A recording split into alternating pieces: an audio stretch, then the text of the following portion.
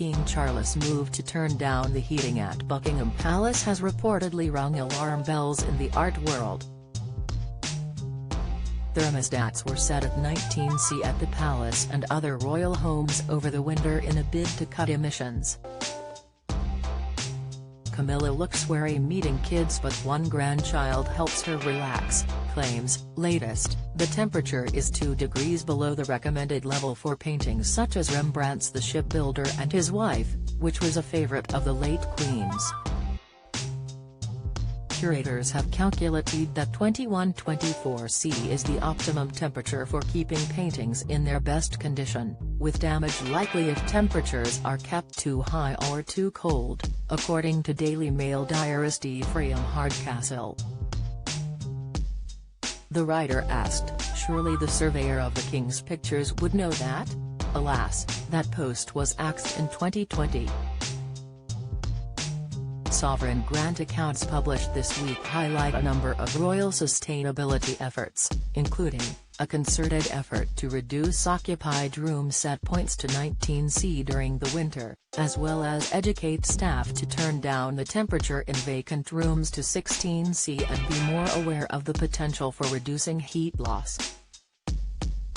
Princess Kate's cheeky 6-word response to children asking how old she is. Latest, royal family live. Charles snubbed again by Biden in hugely disappointing announcement. King Charles has been snubbed by U.S. President Joe Biden, who is due to visit Britain next month.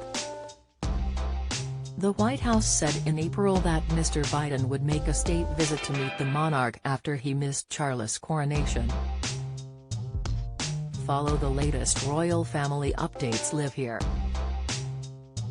Charles spoke extensively before becoming king about the importance of the environment, tackling climate change and protecting wildlife.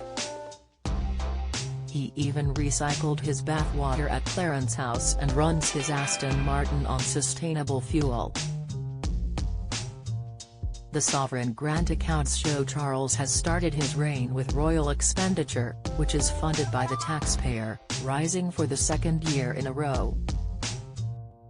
Net expenditure increased by £5.1 million, or 5%, to £107.5 million for 2022-23.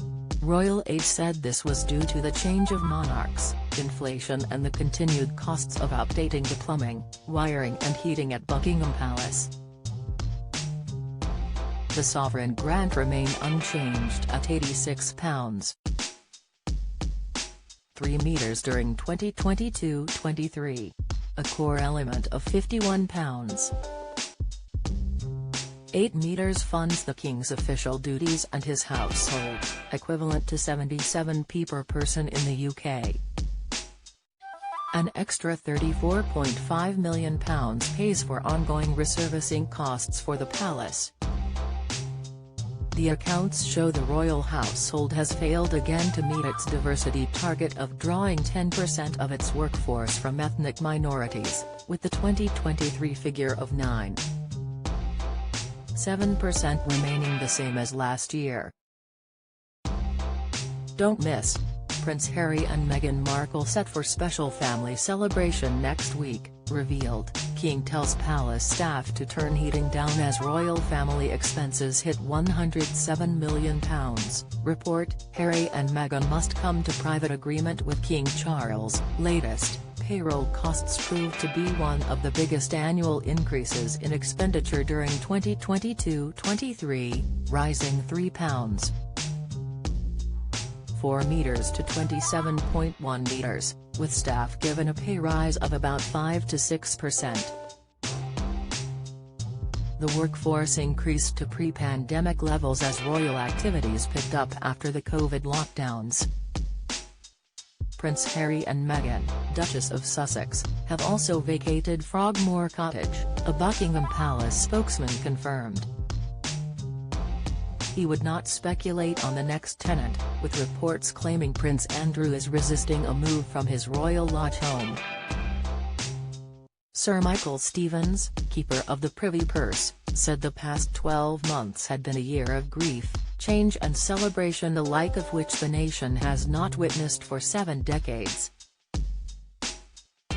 He added, "These past 12 months have taken us from the Platinum Jubilee in the summer of last year, to the sadness of the death of Queen Elizabeth and the accession of our new sovereign in the autumn, via an incoming and outgoing state visit and many months of work in preparation for the coronation of their Majesties King Charles and Queen Camilla in the spring of this year."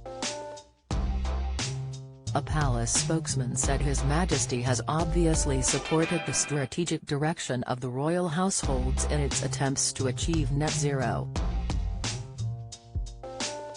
He added, "In the short term though, it is all about reducing our emissions where we can control our emissions and in adjusting room temperatures, whether that's during the working week or whether that's a limiting of the effect of heating on weekends, or whether it's turning off the gas lamps where it's safe to do so, as a precursor to changing them over to electric operation, or indeed if it's the case of turning the heating off on the swimming pool. These are all areas which are about the steps that we can take to reduce our emissions."